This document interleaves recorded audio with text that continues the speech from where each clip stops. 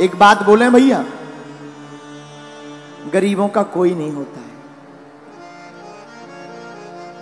जो गरीब होते ना उनका कोई नहीं होता है। गरीबों का तो केवल और केवल श्री कृष्ण होते हैं। गरीबों के तो केवल परमात्मा। मंच पर चढ़ने भी उन्हीं को मिलता है जो अमीर होते हैं। आरती में नाम भी उन्हीं का बोला जाता है जो तो या तो नेता हो या फिर अमीर हो। सच बता रहे हैं। हाँ, गरीबों का कोई नहीं होता। और दोस्ती भी अमीरों की ही अमीरों से होती है। गरीबों के कोई दोस्त भी नहीं होता। रिश्तेदार भी उसी के घर आते जो अमीर हो। मेरे माई बाप, हम भारत के लोगों से आज कथा का अंतिम दिन है और इस कथा के माध्यम से प्रार्थना करेंगे, ग्रेटर नोएडा के पागलों, तुम अमीरों का साथ देना या ना देना, पर एक बार उनके साथ जरूर खड़े हो जाना जिनका कोई ना हो।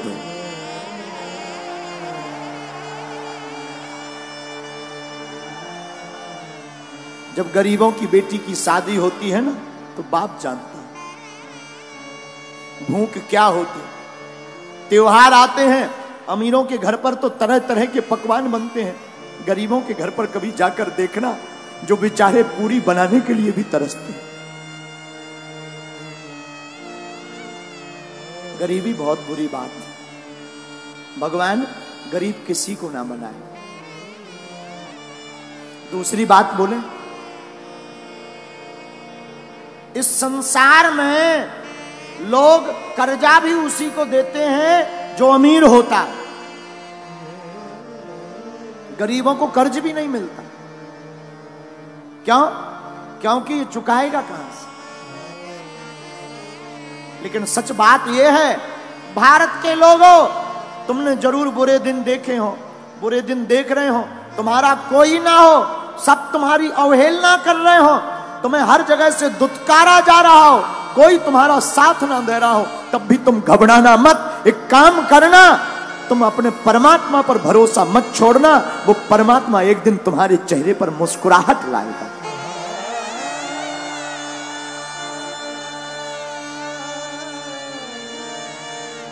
लाए। हमने अपनी जिंदगी में बहुत सहा है, बहुत सहा। अपने जीवन काल में हम जहां रहते हैं, छतरपुर जिले में हमारा गांव है गड़ा गांव। गड़ा गांव छोटा सा गांव है, अब तो ठीक है, छोटा सा गांव। पिताजी तो हमारे कुछ करते नहीं थे। हमारे जीवन का एक बाकिया है जो हमें बार बार याद आता है। हमको रही होगी हमारी अवस्था 8-9 साल की। हमने अपनी माताजी से कहा, माताजी स्थिति तो बड़ी बेकार है। भिक्षा मांग करके हम गांव में जाते थे, भिक्षा मांग कर लाते थे, उसी से भोजन बनता था। कई बार तो चावल की रोटी खाकर दिन गुजारे। हम अपनी सत्य घटना बता रहे। एक कपड़ा पहन करके हमने सवा महीना निकाला।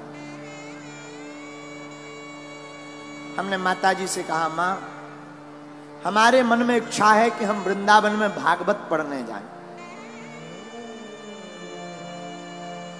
मां बोली ठीक है। उस जमाने में 2000 रुपया मांगने के लिए हम न जाने कितने घरों पे गए, खुद स्वयं। 8-9 साल की अवस्था होगी, कितने घरों में सिर्फ 2000 रुपया मंगाने गए, किसी ने नहीं दिया।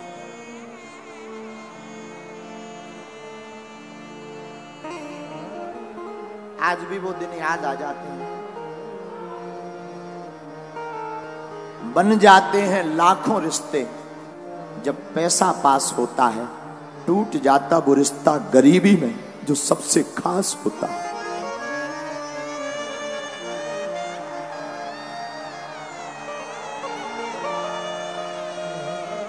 कितना भी प्रिय रिश्ता हो, अगर तुम्हारे जेब में कुछ नहीं होगा तो कोई नहीं पूछेगा।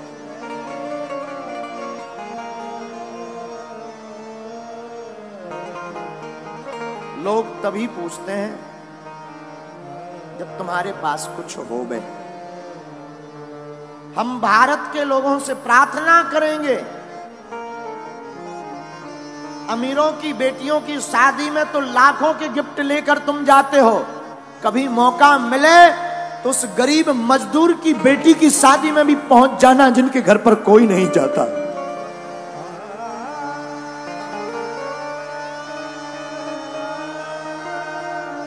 हमने अपने जीवन की भूख से शिक्षा ली, इसलिए बागेश्वर धाम पर 4 साल से निःशुल्क अन्नपूर्णा भंडारा चलाया। लोग हमारे पास आए, बोले भीड़ बहुत आती है, दान बहुत आता है। हमने कहा इस दान का प्रयोग हम अपनी जिंदगी में नहीं करेंगे। इस दान से जो हमने अपनी बहन के लिए विवाह में दिक्कतें सही हैं, भारत का कोई भाई वो दिक्कत ना सहे, हर साल अब हम गरीब बेटियों का विवाह करवाएंगे।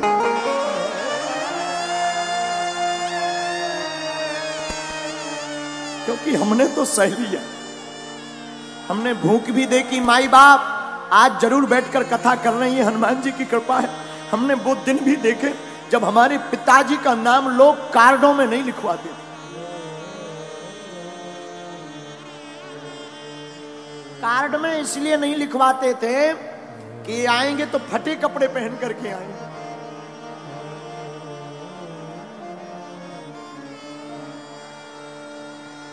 फटे कपड़े पहनकर आएंगे तो बेइज्जती हो जाएगी। अपनी बेइज्जती से बचाने के लिए कार्डों में नाम नहीं लिखवाते थे, लेकिन हमने भी हार नहीं मानी। हमारी मां कहती थी बेटा भगवान के घर देर है अंधेर नहीं, तुम बागेश्वर हनुमान जी को पकड़े रहो, एक दिन आएगा। माई बाप कभी उस पिता के दिल से पूछना जिसकी बेटी घर पर हो, घर पर खाने का भी दाना ना, कभी विचार करना। अंधेरी रातें हो, हमारा तो बचपन काल पूरा अंधेरे में गुजरा। एक कमरा था 16 बाई 12 का, गर्ग जी एक कमरा 16 बाई 12 का, वो भी छप्पर का, उसमें खप्पर। और बरसात आती थी तो आफत आती थी। बरसात में पलंग के नीचे हमसे छोटी बहन और भाई तीनों बैठ करके बरसात को निकालते थे, क्योंकि पूरे कमरे में पानी भर जाता था।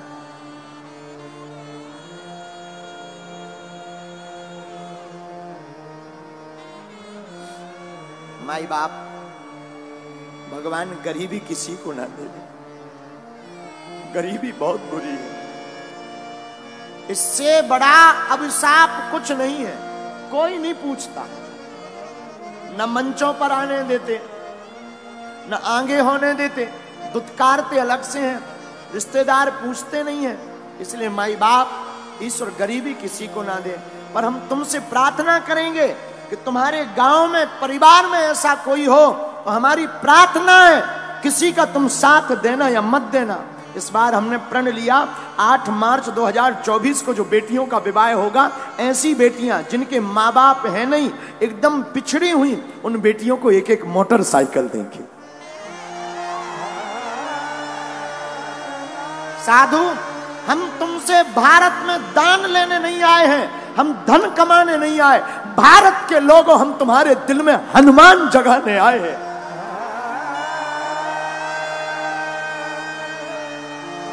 हमारा सिद्धांत सिर्फ हनुमान का है। हमारा सिद्धांत सिर्फ इतना है कि सनातन धर्म धर्म धंधा नहीं है। सनातन धर्म पूरी दुनिया का सबसे बड़ा धर्म और करुणा का धर्म है। इसलिए मेरे माई बाप, मेरे भारत के लोगों, ग्रेटर नोएडा के लोगों, तुम्हारा कोई साथ दे या ना दे, पर तुम कभी मत पीछे मुड़कर देखना, ना कभी रोना। मौका लगे तो मेरे बागेश्वर धाम पर आ जाना, मेरा दर खुला है, खुला ही रहेगा।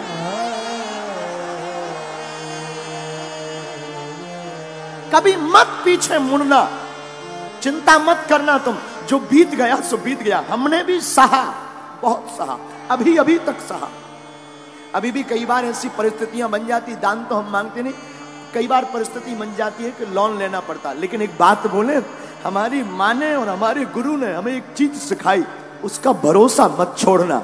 उसका भरोसा नहीं छोड़ा तो कभी उसने हमको किसी के सामने झोली फैलाने नहीं दिया। अब इसलिए भारत के लोगों, क्योंकि जिसके पास गरीबी होती है वही ये दुख जानता है। सबकी समझ में नहीं आता माई बाप, ना ना ना। हाँ, अभी बरसात चल रही है, हमको पूर्ण याद है, अभी भी हम एक कुर्ता रखे हुए हैं अपना पुराना, वो कभी कभी हम याद कर लेते उस कुर्ता को देखकर। है तो छोटा, बहुत पुराना, हम रखे हुए हैं पर याद कर लेते हैं। माई बाप बरसात में कपड़ों की वो दुर्गंध, भीगे हुए कपड़ों की दुर्गंध। मेरे साधु, हम अपने जीवन की कथा बताकर आपको कहना ये चाह रहे कि हमारे जैसे नालायक की लाज, हमारे जैसे मूर्ख की लाज, हमारे जैसे विचित्र व्यक्ति की लाज जब बागेश्वर बालाजी ने बनाई है, तो भैया तुम भी इनके चरण शरण मत छोड़ना, ये तुम्हारी भी लाज बचाएंगे।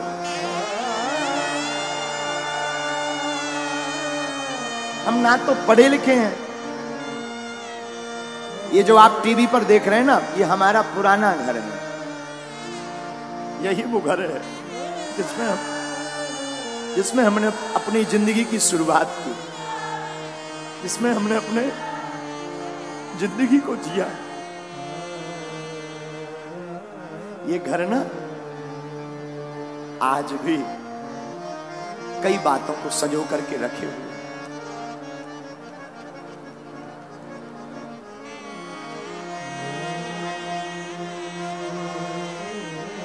साधु, गरीब का सिर्फ और सिर्फ परमात्मा होता है, केवल राम जी होते, कोई नहीं पूछता।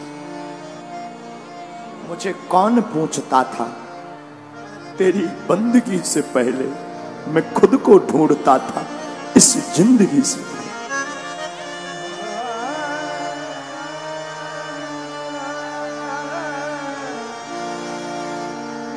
इस भारत में गरीब सिर्फ ताली बजाने के काम आता है, नेताओं की रैलियों में भीड़ बढ़ाने के काम आता है, या मंच के सबसे लास्ट में ताली बजाने। हमारा तो बस नहीं चलता, हमारी तो मजबूरी है।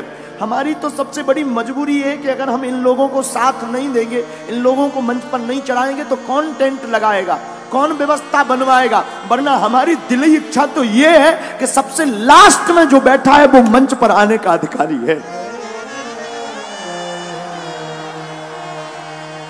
लेकिन करें क्या, हमारी मजबूरी है, हमारे हाथ बंधे हैं, इतनी व्यवस्था है नहीं, इतना धन है नहीं। लेकिन फिर भी जब कभी हमारे पास व्यवस्था हो जाती ना, तब हमने एक प्रण लिया, हम जंगल में जाकर आदिवासियों वनवासियों के बीच में जाकर अपनी तरफ से, धाम की तरफ से खर्च करके टेंट लगाकर उनको यजमान बनाकर कथा करवाते हैं। फिर वो मंच पर आते हैं, वो मंच पर आरती करते हैं और बड़े बड़े नेता नीचे बैठकर उनके लिए ताली बजाते हैं। तो हमें बड़ा मजा आता है। क्यों? बुरा मत मानना, हम किसी की बुराई नहीं कर रहे, हम आपको आईना दिखा रहे हैं जो गुरु का दायित्व है, जो साधु का दायित्व है, हम वो तुम्हें सिर्फ बता रहे। क्षमा करना, तुम इतने बड़े मत बनना कि कोई तुम्हें पा ना सके, इतना बड़ा बनना कि कोई गरीब तुम्हारे बगल में खड़ा हो जाए तो वो भी बड़ा हो जाए। और हम तो अपने बालाजी से यही प्रार्थना करते, जो हमने भोगा है, जो हमने दुख पाया है, बालाजी करे कोई ना पाए,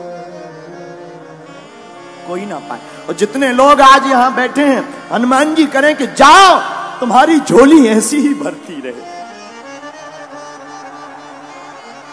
तुम्हारे काले दिन बुरे दिन आज से ही दूर हो जाएं, तुम्हारी जिंदगी में आज से ही खुशियां भर जाएं। जिन जिन ने कथा सुनी, जाओ तुम पर हमारे हनुमान जी की, सन्यासी बाबा की जैसी उन्होंने हमारी लाज राखी, तुम्हारी भी वो राख है।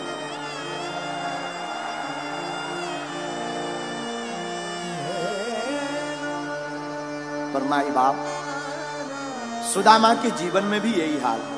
सुदामा जी 5 घरों पर भिक्षा मांगने जाते, छोटे छोटे बच्चे भूख के मारे पतले हो गए। 4 बच्चे।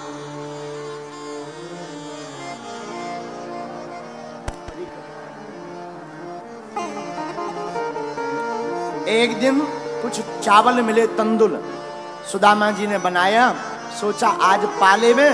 तब तक दरवाजे पर आवाज आई, सीताराम। कौन है? देखा, एक महात्मा खड़े थे। अरे महाराज जी प्रणाम। हाँ जय जय। क्या बात है महाराज, कुछ है पाने को? सुदामा जी ने मन में सोचा, आज ही केवल चावल मिले थे, आज ही महात्मा द्वार पर आ गए, साधु भूखा चला जाएगा तो पाप लगेगा।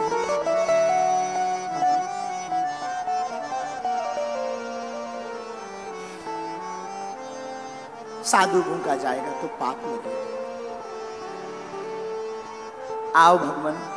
महात्मा को चावल पवा दिए, स्वयं गंगा जल पीकर रह गए।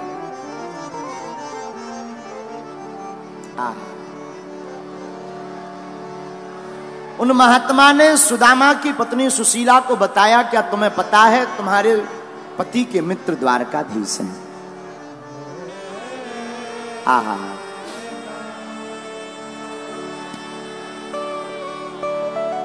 पत्नी ने कहा, हे नाथ, हमने सुना आपकी मित्र द्वारकाधीश हैं। हाँ, तुम्हें किसने बताया? साधु ने बताया। सुनो, वो बड़े ब्राह्मणों को मानने वाले हैं, आप कृपा करके द्वारका जाओ ना, शायद कुछ दे देंगे।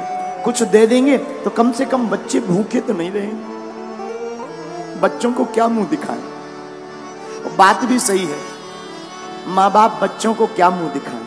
घर पर कुछ होना ना होना तो माँ बाप बेचारे बहुत शर्माते, मन ही मन में अपने आप को कसोटते हैं।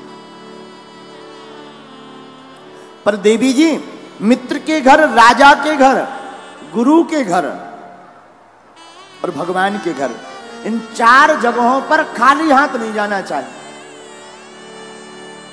कुछ ना कुछ होना चाहिए। हम कहते हैं कुछ हो या ना हो, गीता का श्लोक, पत्रम पुष्पम फलम तोयम, फल फूल पत्ता कुछ भी हो, क्योंकि भगवान कहते हैं भाव का भूखा हूं मैं और भाव ही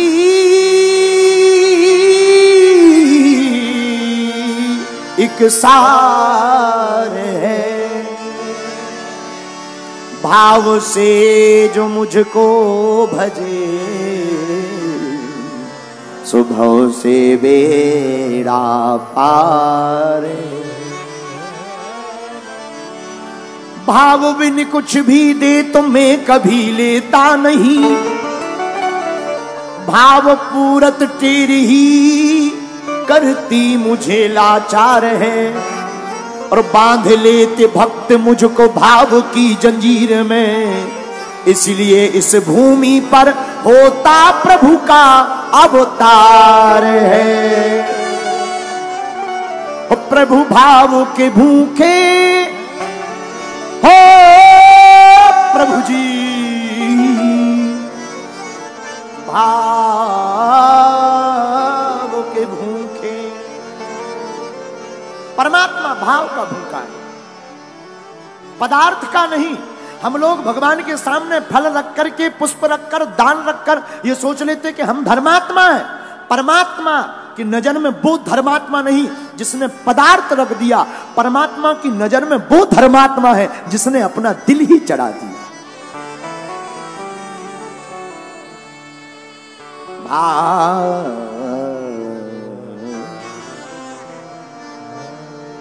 भाव के भूखे प्रभु जी हमारे, भावों के भूखे प्रभु जी हमारे। परमात्मा भाव के भूखे, और भाव के भूखे ना होते तो दुर्योधन की मेवा त्यागी, साग विदुर घर खाई। दुर्योधन की मेवा को त्यागा परमात्मा ने, लेकिन भगवान ने विदुर के घर भोजन खाए। विदुरानी के घर साग, केलों के छिलके। सबसे ऊंची प्रेम सगाई, सबसे ऊंची। असली बात।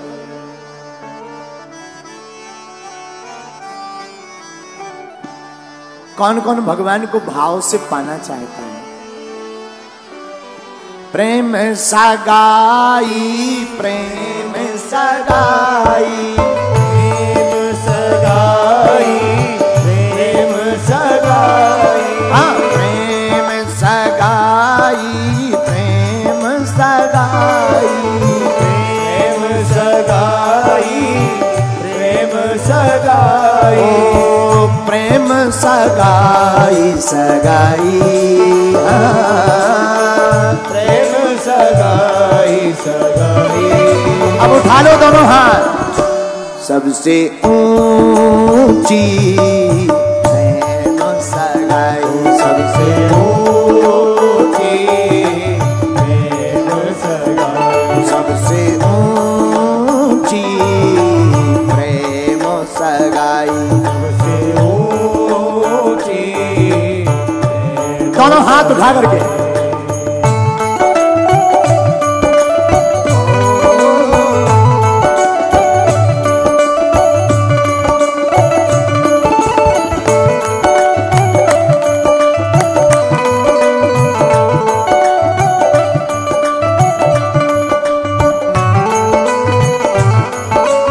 बांके बिहारी लाल की।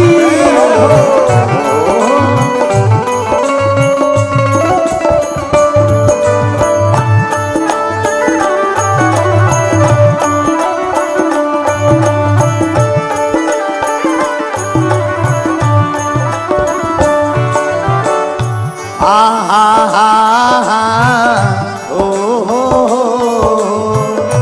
दुर्योधन की मेवा त्यागी, दुर्योधन गाइए मेवा त्यागी, दुर्योधन की मेवा त्यागी, दुर्योधन की मेवा त्यागी, मेवा त्यागी, हाँ जी मेवा त्यागी, मेवा त्यागी, हाँ जी मेवा त्यागी। और किया क्या हमारे ठाकुर जी ने? किया क्या? साग विदुर घर खाई, ओ साग विदुर घर खाई, सबसे ऊंची प्रेम सगाई, सबसे ऊंची प्रेम सगाई, सबसे ऊंची प्रेम सगाई, सबसे ऊंची प्रेम सगाई। देखो ताली नहीं बजाओगे ना तो तुम्हें पड़ोसी बेकार मिलेगा। उठा लो दोनों हाथ।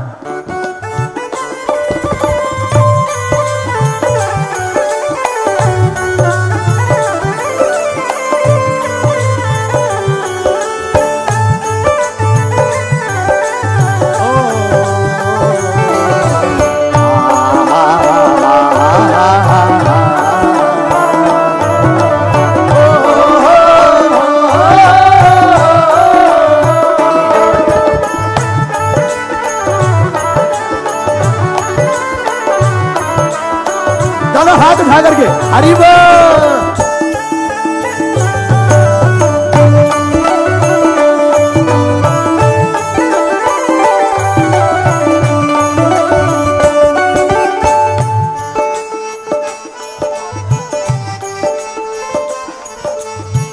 प्रेम के बस अर्जुन रथ हाँ क्यों, प्रेम के बस अर्जुन अर्जुन रथ हाक्यो, अर्जुन रथ हाक्यो, अर्जुन रथ हाक्यो, अर्जुन रथ हाक्यो। हाँ जी, प्रेम के बस अर्जुन रथ हाक्यो, प्रेम के बस अर्जुन रथ हाक्यो। और भूल गए ठकुराई, हाँ भूल गए ठकुराई, ओ भूल गए ठकुराई, हाँ भूल गए ठकुराई।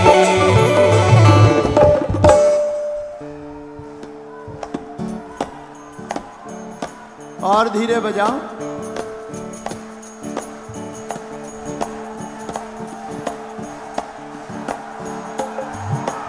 राधा राधा राधा राधा राधा,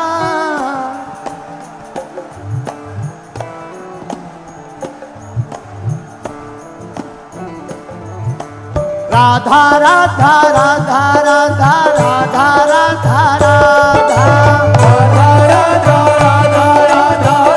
राधा राधा, श्यामा श्यामा श्यामा श्यामा श्यामा श्यामा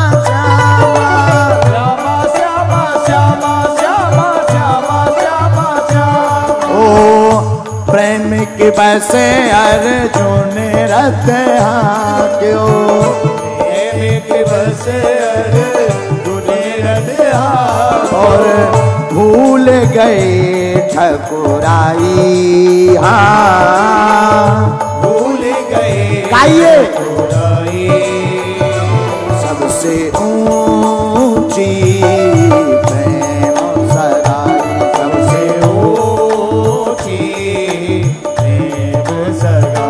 सबसे ऊंची प्रेम सगाई, सबसे ऊंची प्रेम सगाई। अरे हाँ प्रेम सगाई, प्रेम सगाई, प्रेम सगाई, प्रेम सगाई, प्रेम सगाई, प्रेम सगाई, प्रेम सगाई, प्रेम सगाई, प्रेम सगाई सगाई, हाँ प्रेम सगाई सगाई। दोनों हाथ उठा करके सबसे ऊंची प्रेम सगाई, सबसे ऊंची प्रेम सगाई, सबसे ऊंची प्रेम सगाई, सबसे ऊंची प्रेम सगाई। ओ प्रेम सगाई, प्रेम सगाई, प्रेम सगाई, प्रेम सगाई, हाँ प्रेम सगाई सगाई, हो प्रेम सगाई सगाई। सबसे ऊंची प्रेम सगाई, सबसे ऊंची प्रेम सगाई, सबसे ऊंची प्रेम सगाई, सबसे ऊंची प्रेम सगाई। बोलो वृंदावन बिहारी लाल की, बरसाने वाली की, बैठ जाओ